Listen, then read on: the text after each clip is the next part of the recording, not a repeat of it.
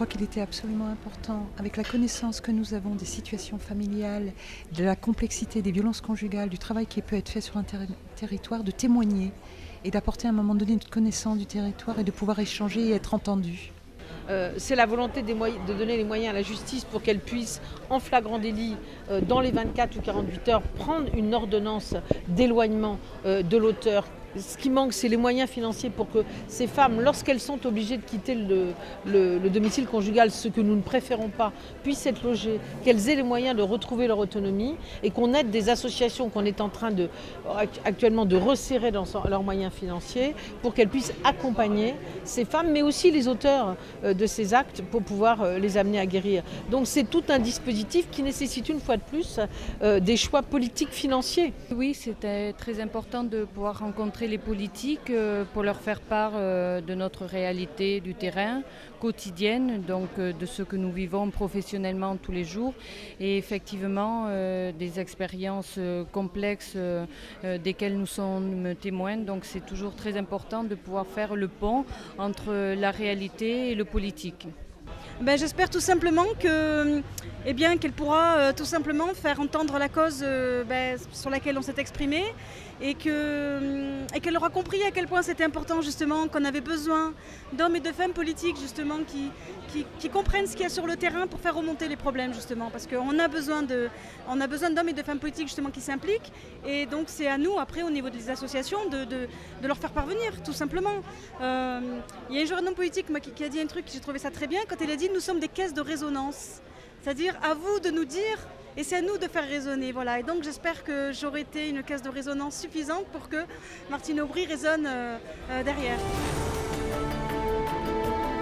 C'est-à-dire que c'est cette France-là qu'ils veulent retrouver, une France qui soit beaucoup plus solidaire, plus ouverte, plus tolérante. Une France où aussi le fric, comme ils disent, le matérialisme, le chacun pour soi recule. Voilà, c'est ce qu'ils nous ont dit jusqu'à présent et donc nous venons les entendre là-dessus, sachant que évidemment on est amené à traiter tel ou tel sujet qui leur paraît plus lourd dans leurs préoccupations, pour leur montrer aussi comment nous travaillons pour porter un autre projet et comment nous travaillons surtout pour apporter des réponses.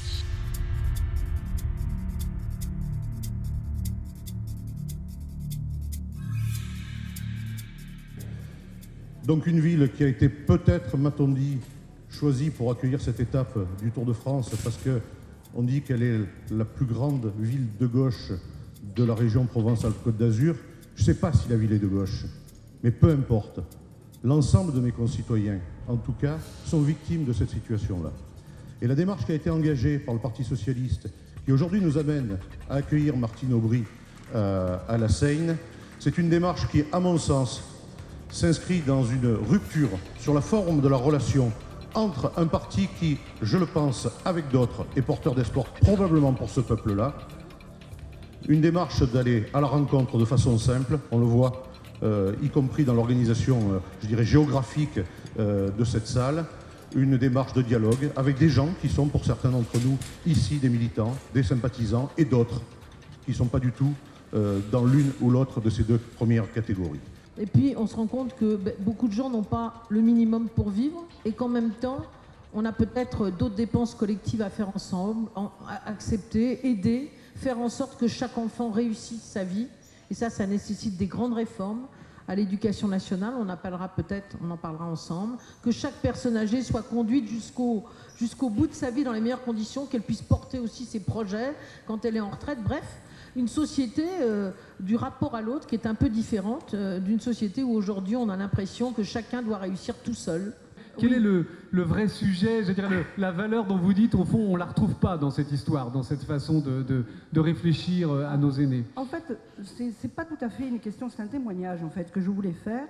C'était simplement parler de ce que nous vivons, nous, les cinquantenaires. Quand vous dites on survit, et ça ne veut pas dire que vous n'avez pas de projet, ça ne veut pas dire que vous n'avez pas des choses dont vous avez envie. Les projets, on en fait tous les jours. Et on lutte avec le système, en fait. On va à la NPE, on postule, il n'y a pas d'emploi, on n'est pas dirigé. À chaque fois qu'on va à la NPE, on se débrouille tout seul. C'est nous qu'on se trouve notre propre emploi. La France que j'aime, c'est la France qui s'interroge sur son éducation, sur l'éducation de ses enfants, l'éducation de ces écoliers, de ces collégiens, lycéens, qui sont l'avenir d'ailleurs de ce pays. Est-ce que la préoccupation du statut de l'intermittence, entre autres, mais et des aides sociales, fait partie du mouvement qui amènerait à une France qu'on aime et qu'on pourrait aimer? Parce qu'enfin, je pose la question, quelle est la tenue morale et intellectuelle d'un pays dont un président peut dire « casse-toi, pauvre con », d'accord? Ce n'est pas possible qu'un président de la République qui dit « casse-toi, pauvre con », ce soit un pays avec une haute tenue intellectuelle et morale. Jamais du problème central qui est celui de l'emploi. Si on donne de l'emploi, on pourra créer des solutions pour la banlieue. On parle toujours que des choses négatives pour les banlieues. Mais parlons des choses positives, de la majorité des gens qui veulent s'en sortir, de ceux qui bougent, de ceux qui font. Moi, je voulais parler de la France que j'aime et la France que nous aimons. La France que j'aime aujourd'hui, c'est la France qui bouge, c'est la France qui lutte pour ses droits. Du coup, la question, cette France qui maintient les inégalités, c'est une France qu'on refuse. Nous, on préfère l'égalité des droits à l'égalité des chances. Pourquoi ne pas utiliser cet argent, ce budget, pour donner la possibilité à des jeunes et à des moins jeunes et à des seniors aussi qui souffrent du manque d'emploi, alors qu'on leur a fait des promesses, de la formation?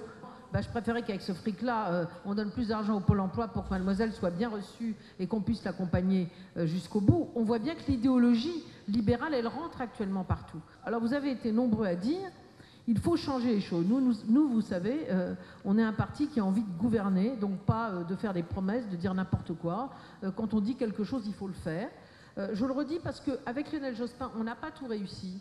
Mais on a quand même créé 2 millions d'emplois, rétabli les comptes de la Sécu, fait la CMU, fait la parité. On a désendetté la France. Et ceux qui aujourd'hui nous donnent des leçons, eh bien, il faut voir la catastrophe. La catastrophe, c'est ce que vous dites aujourd'hui des inégalités, c'est ce que vous dites aussi de cette absence de sens. Et puis on sait qu'il y a la dette et qu'il y a tout ça.